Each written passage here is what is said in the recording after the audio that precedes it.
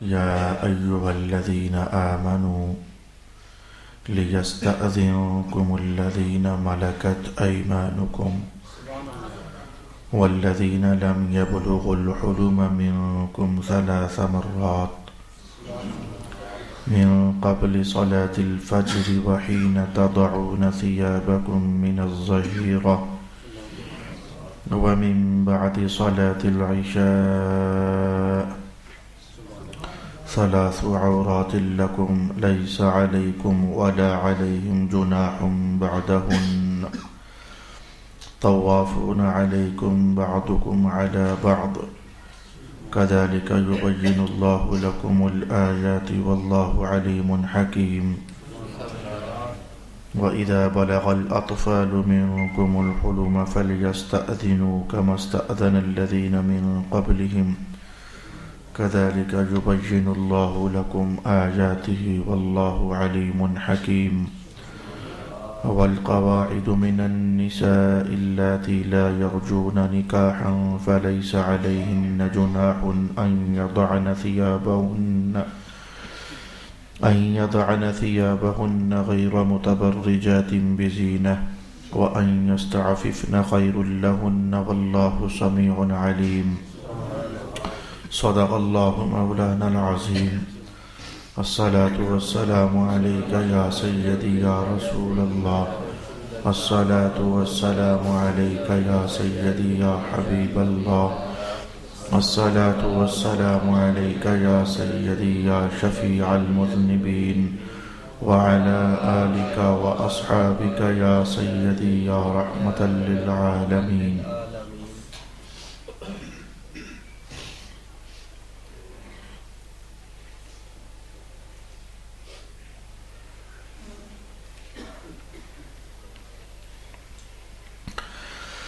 اے ایمان والو، تمہارے مملوک غلاموں اور نابالغ لڑکوں کو گھروں میں داخل ہونے کے لیے 3 اوقات میں اجازت طلب کرنی چاہیے: نماز فجر سے پہلے اور ظہر کے وقت جبکہ تم اپنے فالتو کپڑے اتار دیتے ہو، اور عشاء کی نماز کے بعد۔ یہ 3 اوقات تمہارے پردے کے اوقات ہیں۔ ان 3 اوقات کے بعد بلا اجازت آنے میں نہ تم پر کوئی حرج ہے اور نہ ان پر کوئی گناہ ہے۔ وہ تمہارے ہاں ایک دوسرے کے پاس گھروں میں آنے جانے والے ہیں۔ اللہ اسی طرح اپنی آیتیں تمہارے لیے بیان فرماتا ہے، اور اللہ خوب علم والا بے حد حکمت والا ہے۔ اور جب تمہارے لڑکے سن بلوغت کو پہنچ جائیں تو ان کو بھی اجازت طلب کر کے آنا چاہیے، جیسا کہ ان سے پہلے مرد اجازت طلب کرتے ہیں۔ اللہ اسی طرح اپنی آیتیں تمہارے لیے بیان فرماتا ہے، اور اللہ خوب علم والا بے حد حکمت والا ہے۔ اور وہ بوڑھی عورتیں جو نکاح کی امید نہیں رکھتیں، ان پر اس میں کوئی گناہ نہیں ہے کہ وہ اپنے حجاب کے کپڑے اتار رکھیں، جبکہ وہ اپنا بناؤ سنگار دکھانے والی نہ ہو، اور اگر وہ اس سے بھی احتیاط کرے تو ان کے لیے بہتر ہے، اور اللہ بہت سننے والا بے حد جاننے والا ہے۔ صدق اللہ مولانا العظیم۔ الصلاة والسلام علیکہ یا سیدی یا رسول اللہ وعلی آلک واصحابک یا سیدی یا حبیب اللہ۔ قابل سعادت احترام دوستو، آج کی اس نشست میں اللہ رب العالمین نے اسلامی معاشرتی زندگی کے 2-3 اہم عنوانات کو اٹھایا ہے۔ آپ کو یاد ہونا چاہیے جب سورۃ نور شروع ہوئی تھی تو میں نے آپ کی خدمت میں یہ 2-3-4 جملے عرض کیے تھے کہ سورۃ نور بیٹیوں کو خاص کر کے تعلیم دینی چاہیے، خواتین کو ساتھ خاص کر کے تعلیم دینی چاہیے۔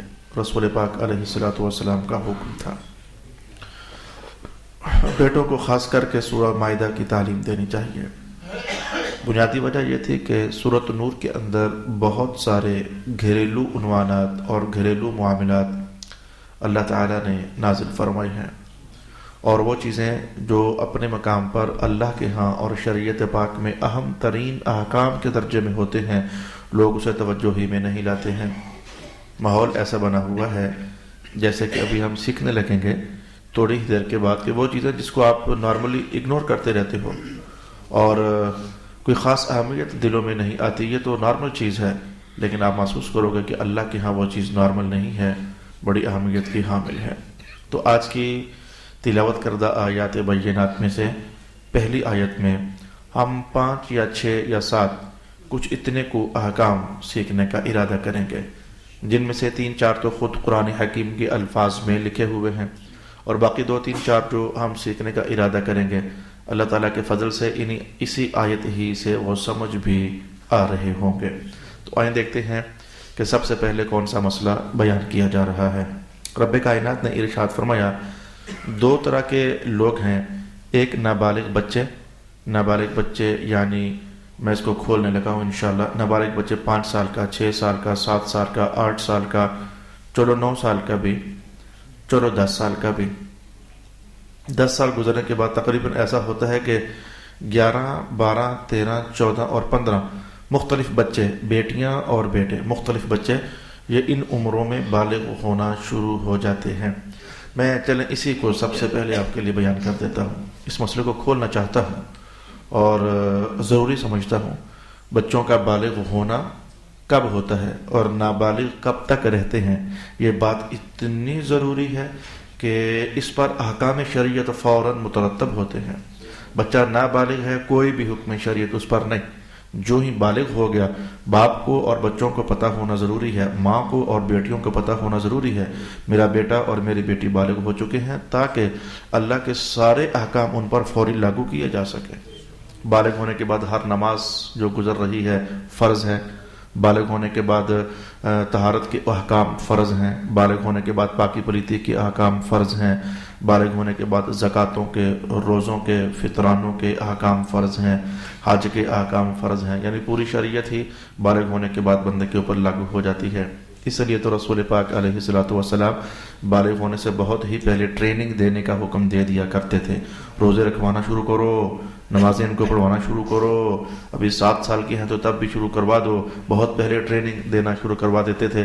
نابالغ بچے پر وضو لازم نہیں ہوتا، لیکن ہمارے فقہائے احناف نے اسی بنیاد پر فرمایا تخلقاً و اعتیاداً، ان کی عادت پختہ کرنے کے لیے ان کو استنجے کروانا شروع کروا دو، ان کو وضو کروایا کرو، حالانکہ ابھی ان پر کوئی بھی حکام نہیں ہے۔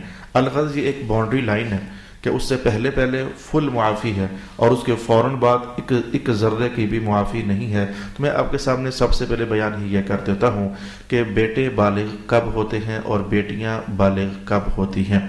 تو میری بات دوستو سن لیجئے، میں نے کہا چلو 8 سال، 9 سال، 10 سال نکال دیں، یہ تقریباً نابالغی کے ایام ہوتے ہیں۔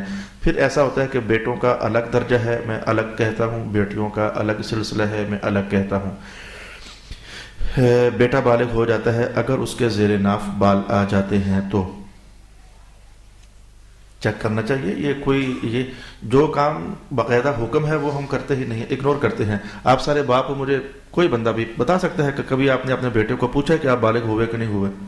نہیں، آئیں بائیں دائیں سے سیکھ سوکھ کر کے تو بس ہمارے بچے بالغ ہو جاتے ہیں۔ کوئی اہمیت ہی نہیں ہے اس عنوان کی، حالانکہ اس عنوان پر اہم ترین مسائل ہیں۔ اور اچھا، میں نے تو کبھی ان کو زیر ناف بال آ جائیں تو بالغ ہو جاتے ہیں۔ پھر بیٹوں کے اندر یہ ہے کہ اگر ان کو احتلام ہو جائے تو بھی بالغ ہو جاتے ہیں۔ بغلوں کے بال جو ہیں یہ بھی بالغ ہونے کی نشانی ہوتی ہے۔ تقریباً یہ 2-3 نشانیاں بیٹوں کے اندر ہوتی ہیں، اور اگر کسی پر یہ نشانیاں 11 سال میں ظاہر ہو جاتی ہیں، کسی میں 12 سال میں، کسی میں 13 سال میں، کسی کی 14 سال میں۔ 15 سال کی عمر جب بیٹے کی ہو جائے گی تو کوئی علامت آئی ہے یا نہیں آئی، فائنل اب وہ بالغ ہے ہی ہے۔ 15 سال فائنل سٹیج ہے، اس کے بعد نابالغ ہونے کا کانسیپٹ ہے ہی نہیں۔ البتہ یہ ہے کہ کوئی بچہ 14 میں بھی ہو جاتا ہے اگر علامت پائی جائے، کوئی 13 میں بھی ہو جاتا ہے، کوئی 12 میں بھی ہو جاتا ہے۔ علامتیں پائی جانے میں یہ مختلف سٹیجز ہیں، اور اگر کوئی علامت نہ پائی جائے تو پھر 15 سال میں کے عمر میں تو فائنل بیٹے کو بالغ سمجھا جائے گا۔ بیٹیوں کی طرف چلتے ہیں۔ بیٹیوں کے بھی 2-3 علامات تو یہی ہیں۔ احتلام کا ہو جانا، جیسے مردوں کو احترام ہوتا ہے عورتوں کو بھی ہوتا ہے. جناب ام سلمہ نے پوچھا تھا رسول اللہ سے حضور کیا عورتوں کو بھی ایسا ہوتا ہے؟ فرمایا ہاں عورتوں کو بھی ایسا ہوتا ہے. تو احتلام کا ہو جانا یا پھر زیر ناف بالوں کا آ جانا یہ بھی ان کے بالغ ہونے کی نشانی ہوتی ہے. اور ان میں ایک پلس ہوتی ہے وہ ہے مینسس کا آ جانا. بیٹیوں میں مینسس کا آ جانا. اب پھر ڈیٹیل یہاں بھی وہی ہے. کوئی بیٹی 11 سال میں, کوئی بیٹی 12 سال میں علامت ظاہر ہو گئی, کوئی بیٹی 14 سال میں علامت ظاہر ہو گئی. اور اگر یہ سارے سال گزر گئے اور 15 سال پورے ہو گئے تو سمجھ جاؤ اب ہماری بیٹیاں بھی فائنل بالغ ہیں. آپ باپوں کی ذمہ داری ہے کہ بیٹوں کو یہ علم دو. آپ ماؤں کی ذمہ داری ہے کہ چیک کر کے جو بھی سورسز آپ کے ہیں ان کو بتاؤ. اور یہ بتانے پر میں نے آپ کو کیا بتایا کہ ساری احکام شریعت کا لاگو ہو جانا, اور یا اگر بالغ نہیں ہے تو ساری احکام شریعت کا لاگو نہ ہونا, اتنا بڑا سارا حکم ہے جو کہ بندے کے کندھے چڑھنا ہوتا ہے. چلیں یہ ایک بات میں نے آپ کی خدمت میں بیان کر دی. یہ ایک اضافی فائدہ اچانک ہی میرے خیال میں اللہ تعالیٰ نے اتار دیا, مجھے توفیق ہوئی, میں نے آپ کو بیان کر دیا. اب جو یہاں لکھا ہوا ہے وہ احکام کیا ہے. پہلا حکم یہ ہے کہ جو نابالغ بچے ہوتے ہیں تو اے ماں باپ جب تم لوگ اپنے کمروں میں ہوتے ہو, خاص کر کے 3 اوقات, فجر سے پہلے کے اوقات, دوپہر کو سونے کے اوقات, تقریباً آرام کرنے کے لیے کچھ لوگ آرام کرتے ہیں جن کو میسر ہو جاتا ہے, تو پھر رات کو عشاء کی نماز پڑھ کر تو اپنے کمروں میں لیٹنے کے اوقات. یہ 3 اوقات عشاء کے ماں بعد, فجر سے پہلے کے اوقات اور دوپہر کو جو لیٹنے کے اوقات ہیں. ان 3 اوقات میں رب کائنات نے ایک تو بات تو یہ ارشاد فرمائی جو نابالغ بیٹے ہیں اور نابالغ بیٹیاں ہیں دونوں کو حکم شامل ہے. نابالغ بیٹوں اور نابالغ بیٹیوں کو ان کو یہ آداب بتاؤ کہ بیٹا تم لوگ ہمارے کمرے میں, ہم تمہارے پیرنٹس ہیں, تم لوگ ہمارے کمرے میں دروازہ کھٹائے بغیر نہیں آ سکتے. یہ آپ نے پورا علم ان کو یہ یوں دینا ہے, پریکٹیکلی بتاؤں کہ بیٹا آپ نے دروازہ کھٹکانا ہے اور پھر ہم سے اجازت طلب کرنی ہے کہ ہم اندر آ جائیں. اگر ہم آپ سے کہیں کہ بیٹا جی آ جاؤ, بیٹی جی آ جاؤ, تو پھر آپ ہمارے کمرے میں داخل ہوگے. اور اگر ہم اجازت نہ دیں یا آگے سے چپ رہیں, پوری بات آپ کو بتاؤں, آگے سے چپ رہیں تو بیٹا آپ نے پھر ہمارے کمرے میں نہیں آنا. اور ساتھ ہی ان کے ذہنوں میں یہ بات ڈال دینا بیٹا اللہ تعالیٰ نے ایسا حکم دیا ہے, بیٹا رسول پاک صلی اللہ علیہ وسلم نے ایسا حکم دیا ہے. یہ تو ہو گیا حکم نمبر 1.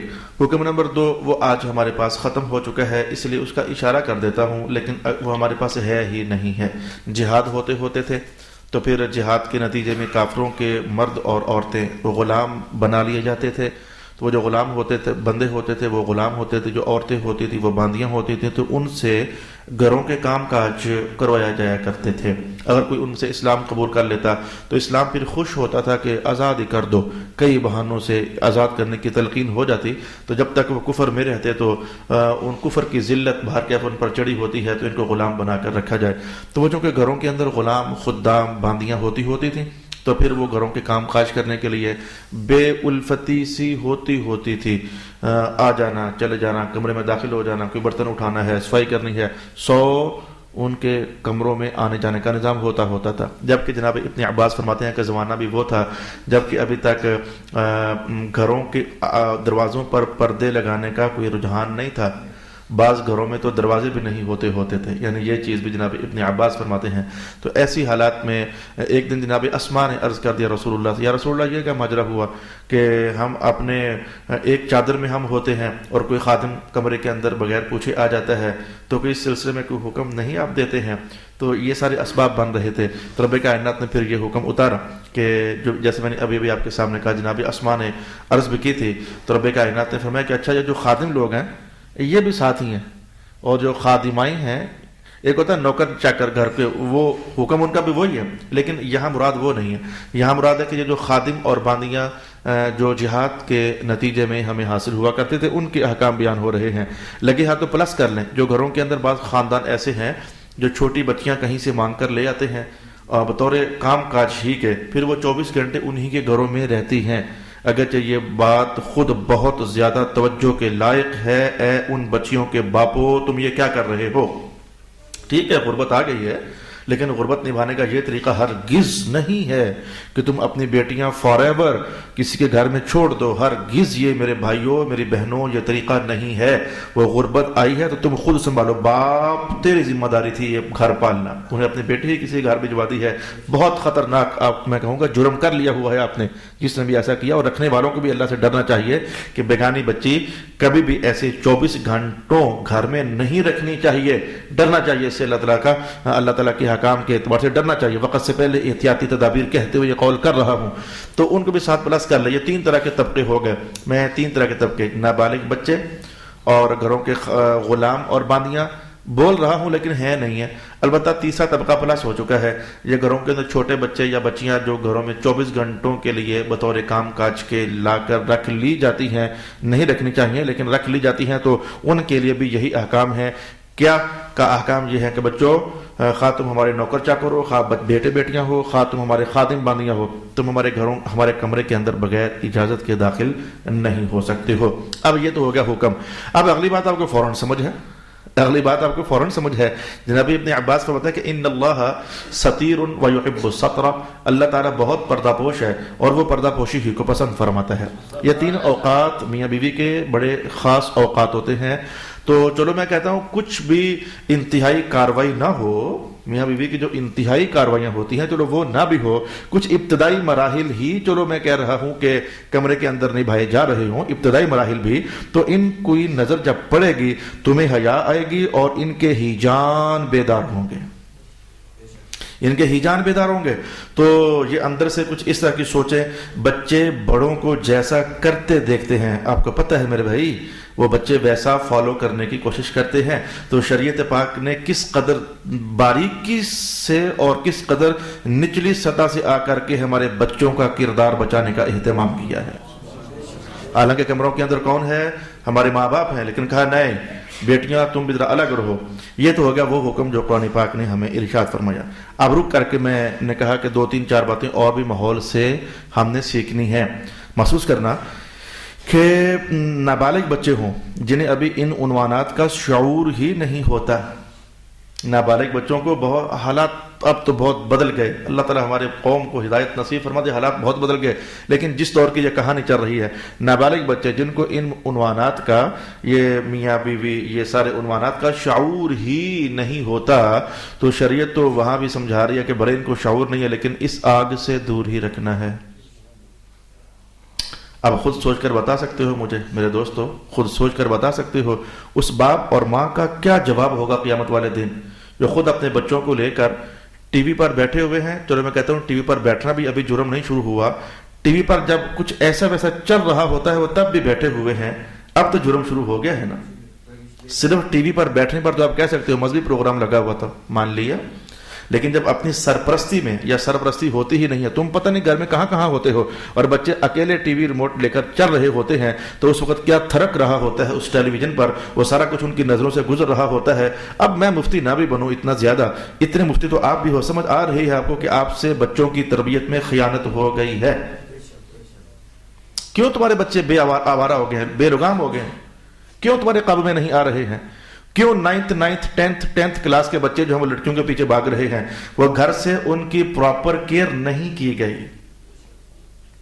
آپ سمجھو حضرت حضور کا فرمان. اس موقع پر رک کر کے, عنوان سنجیدہ ہے, میں اس لیے سلو لگا ہوا ہوں, مجھے نہیں چاہو کہ میں تقریر کروں کوئی, میں کہتا ہوں جو بات ہے اس کو سمجھو.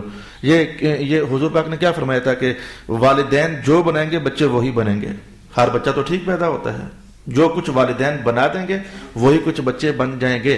والدین خود نمازی ہوں گے بچے نمازی ہوں گے, والدین با حیا ہوں گے بچے با حیا ہوں گے, والدین بے حیا ہوں گے بچے بے حیا ہوں گے, والدین جھوٹے ہوں گے بچے جھوٹے ہوں گے, والدین ان حساس عنوانات کی سینسٹیوی رکھتے ہوں گے تو بچے بھی سینسٹیو ہوں گے. صلی اللہ علی حبیبہ محمد وعلی آلہ واصحابہ اجمعین.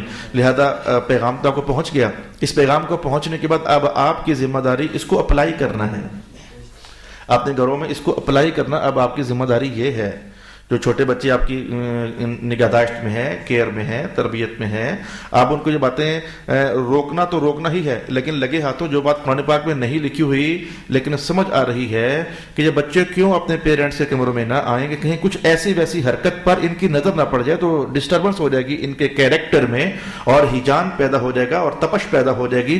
تو پھر اگر اپنے ماں باپ کو دیکھ کر کے یہ تپش پیدا ہوتی ہے تو بیگانوں کو دیکھ کر تو بالکل ہی تپش پیدا ہو جاتی ہے. میں نے آپ کو بات بتا دی ہے. میرے پیارے دوستو، سنبھال لو گے اپنی بیٹیوں کو، قیامت کو حضور سے عزت پاؤ گے. سنبھال لو گے اپنے بچوں کو تو قیامت والے دن اپنے اللہ سے عزت پاؤ گے. اور جیسے پہلے اللے تللے ماحول چل رہے ہیں گھروں کے اندر، ویسے ہی چلاتے رہو گے تو ان قریب پھر دیکھ لو گے جیسے آج کے ہمارے ہزاروں لاکھوں نوجوان انہی ماں باپ نے جنم دیا ہے لیکن ان کے ہیں نہیں. جنم دیا ان غریبوں نے لیکن ان کے ہیں نہیں ہیں. تو آنے والے زمانوں میں ایسا نہ کہیں ہو جائے کہ بچے آپ کے گھروں میں پیدا ضرور ہوئے ہیں لیکن وہ آپ کے نہیں ہیں. شیطانیت تیز ہے، شہوانیت تیز ہے، ہیجانیت تیز ہے. تو مذہب تو ایک درد سے پیغام دے سکتا ہے، مذہب ایک میٹھے لہجے میں بات آپ کو سنا سکتا ہے، اس کے بعد اپلائی کرنا یہ آپ لوگوں کی اپنی ذمہ داری ہے. ایک یہ مسئلہ میں نے لگی ہاتھوں آپ کی خدمت میں بیان کر دیا. ذرا سمجھیں نا، ذرا تھوڑی دیر کے لیے سمجھیں کہ رسول اللہ علیہ السلام نے کیا فرمایا تھا کہ سورۃ یوسف اپنی بیٹیوں کو نہ سکھانا. حالانکہ قرآن گناہ نہیں ہے لیکن توجہ حضور اس بات پر لگانا چاہتے تھے کہ اس کے اندر کچھ عورتوں کا ماجرا ہے. حالانکہ قرآن ہے لیکن پھر بھی کچھ عورتوں کا ماجرا ہے. تو چلو اس میں کوئی بہت سارے احکام بھی نہیں ہیں. سورۃ یوسف کے اندر خواتین کے متعلق تو بہت سارے احکام جو ہیں وہ سورۃ نور پڑھو نا، آگے پیچھے پڑھو. تو بس بیٹیوں کو دور رکھنا، قرآن پاک بھی ہو. یہ پھر بھی حضور احتیاط کا حکم دیتے ہیں کہیں یہ کہانی ان کی نظروں سے گزر جائے تو کہیں کچھ خیال سا نہ آ جائے، تو دور رکھنا. تو پھر ایسے میں سوچ کر بتا سکتے ہو کہ جو ہمارے گھروں کا ماحول اس وقت مکمل اپ سیٹ ہوا ہے، اس کی اجازت آپ لوگوں نے کہاں سے لی ہے؟ صلی اللہ علی حبیبہ محمد وعلی آلہ واصحابہ اجمعین. ایک تو میں نے بڑے نارمل لہجے میں آپ کو یہ بڑی گہری حقیقت بتانے کی کوشش کی ہے جس پر نسلوں کا دار و مدار ہے. سونیو، نسلوں کا دار و مدار ہے جس بات پر میں نے آپ کو بتا دی ہے. اب رک کر کے میں یہاں سے ایک اور مسئلہ آپ کی خدمت میں عرض کرنا چاہوں گا کہ ٹاپک یہ ٹھہرا کہ شرمگاہوں کے جو عنوانات ہیں ان تک، ننگے بدنوں کے جو عنوانات ہیں ان تک بچوں کی رسائی نہ ہو. عنوان یہ ٹھہرا. حاصل کلام ابھی تک جو میں نے آپ کے سامنے 20 منٹ استعمال کیے ہیں ان سب باتوں کا عنوان یہ ٹھہرا کہ ننگے بدنوں تک رسائی نہیں ہونی چاہیے بچوں کی. یہ بات آپ کو میں نے بیان کر دی. لہذا رک کر کے گھروں میں کچھ باپ لوگ ایسے ہوتے ہیں جو اپنی ایک عادت کے ہاتھوں مجبور ہوتے ہیں، وہ عادت چلاتے رہتے ہیں لیکن ان کو پتہ نہیں ہوتا کہ آسمان سے مسلسل ناراضگی کی آواز آ رہی ہے. مسلسل اللہ تعالیٰ ناراض ہو رہا ہے، مسلسل رسول اللہ ناراض ہو رہے ہیں. انہیں اس بات کا ادراک نہیں ہوتا اور شعور نہیں ہوتا. اب میں آپ کے سامنے وہ شیئر کرنے لگا ہوں. کئی باپوں کو گھر میں کھلا ڈلا رہنے کی، مردوں کو گھر میں کھلا ڈلا رہنے کی عادت ہوتی ہے. گھر گئے، کرتا اتار کر وہ لٹکا دیا، بنین پر گزارا چلا لیا، دھوتی صرف باندھ لی یا ٹراؤزرز استعمال کر لیے. تو یا میں کہتا ہوں بعض لوگ تو ایسے بھی ہیں بنین بھی اتار کر پھینک دیتے ہیں. غلط کر رہے ہو، سب کچھ غلط کر رہے ہو، ٹھیک نہیں ہے، ٹھیک نہیں ہے. مذہب شریف کا عنوان جب آپ نے سن لیا نا کہ بیس اس حکم کے اترنے کی کیا تھی، آپ غلطی کر رہے ہو. خاص کر کے بیٹیاں آپ کے اگر تو آپ ہو اور گھر میں آپ کی بیوی ہے، سبحان اللہ، جو مرضی کرو. پھر تو میں کہوں گا کہ بنین بھی اتار دو، کوئی بات نہیں ہے، بنین اتاری جا سکتی ہے. لیکن جب تمہاری بہنیں ہیں، نوجوانوں تمہاری بہنیں گھروں کے اندر موجود ہیں، جب تمہاری ماں گھر میں موجود ہے یا تمہاری خالہ اور وغیرہ وغیرہ خواتین گھر کے اندر موجود ہیں، تو ایسے میں تم نے کیسے جان لیا کہ بنین بھی اتار دو؟ یہ دھنی جو ہے، یہ دھنی کے جو نیچے والا علاقہ ہے یہ شرمگاہ میں شمار ہوتا ہے. اور میں آپ سے یہ بھی عرض کر دوں کہ رب کائنات کا ایک حکم ذرا دہرا کر بات کو کہنے لگا ہوں. مردوں کو کہا گیا تھا آنکھیں نیچی رکھو، جب چلتی ہو تو آنکھیں نیچی رکھ کر چلا کرو. عورتوں کو کہا گیا تھا تم بھی آنکھیں نیچی رکھ کر چلا کرو. اس کا مطلب یہ ہوا کہ جیسے حکم مرد آنکھ اٹھائے اور عورت کے جسم پر پڑے تو اٹریکشن پیدا ہوتی ہے، تو ادھر بھی تو ایسا ہے نا. اگر آنکھ عورت کی کسی مرد کے جسم پر پڑے گی تو اٹریکشن پیدا ہوتی ہے. تبھی تو رب کائنات نے ادھر بھی اسپیشل کہا ہے نا، مردوں تم بھی نگاہ نیچی رکھو، عورتوں تم بھی نگاہ نیچی رکھو. تو جیسے اب اس کو میں ذرا اور آگے بڑھنے لگا ہوں، جیسے مرد کی نظر عورت کے کسی بھی کھلے ہوئے حصے پر پڑ جائے تو فوراً اٹریکشن پیدا ہوتی ہے،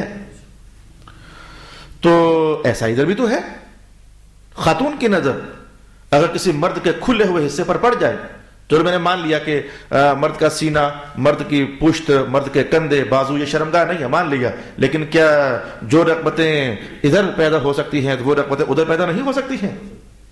اب یہ عنوان میں کب بتاؤں پھر؟ آپ یہ عنوان پھر کب سیکھو گے؟ مدارس میں آپ لوگ آتے نہیں، تمہارے اسکول کے نصاب میں یہ بات ہے نہیں، تمہارے کالج میں تمہارے ٹیچر بتاتے نہیں، تمہارے ابا جی بھی تمہیں سمجھا نہیں رہے، تمہارے چاچے تھے تمہیں بتا نہیں رہے، جن مدارس سے تم نے بچپن میں قرآن پڑھا تھا وہاں سے تم نے سیکھے نہیں۔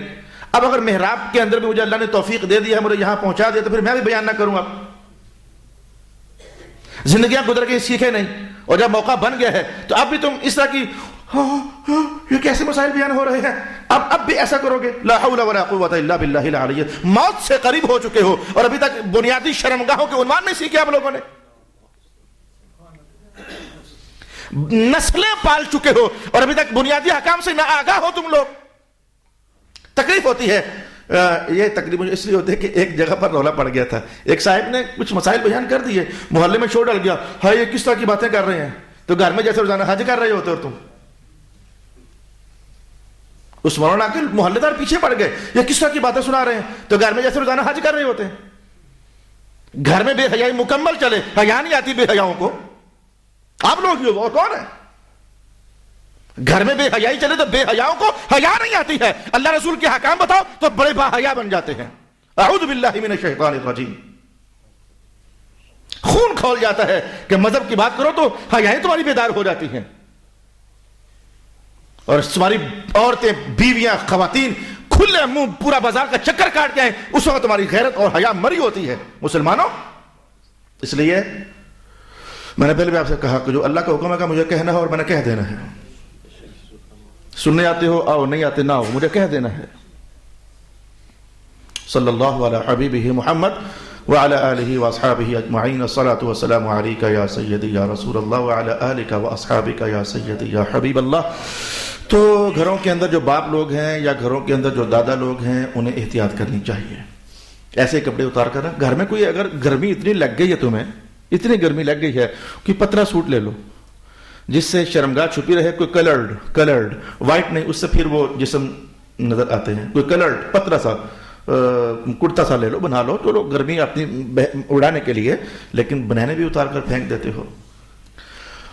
وہ دیکھیں یا نہ دیکھیں، کوئی ایسا ویسا خیال پیدا ہو یا نہ ہو، وہ تو ایک الگ ہی کہانی ہے۔ اللہ کے ہاں تم شرمگاہ ننگی کرنے کی وجہ سے مسلسل مجرم بن رہے ہو اور گناہگار بن رہے ہو۔ دھنی کے نیچے کا علاقہ شرمگاہ میں شامل ہے، اللہ کے ہاں مسلسل تم مجرم بن رہے ہو۔ اعوذ باللہ من الشیطان الرجیم۔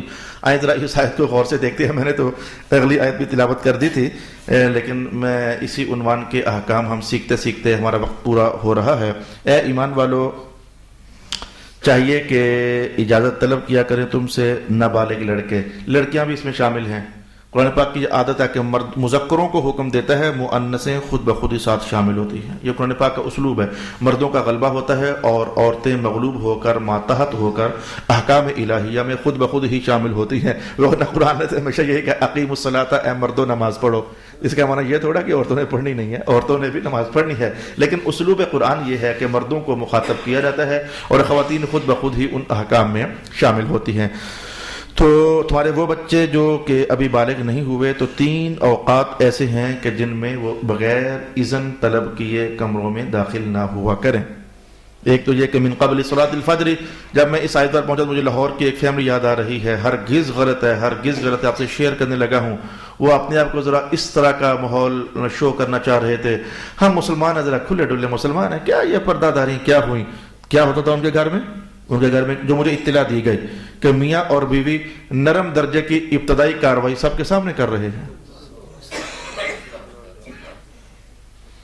سب کے سامنے بیوی نے خاوند کی جھولی میں سر رکھ لیا ہوا ہے، سب کے سامنے خاوند نے بیوی کی جھولی میں سر رکھ لیا ہوا ہے، اور اوپر سے شرمناک بات یہ ہے کہ وہ اپنے آپ کو پیر بھی کہلاتے ہیں۔ میں کہتا ہوں کہ آپ خود سوچ لیں، قرآن پاک آپ کے سامنے ہے، یہ تو انتہائی پردہ داری کے عنوانات ہیں.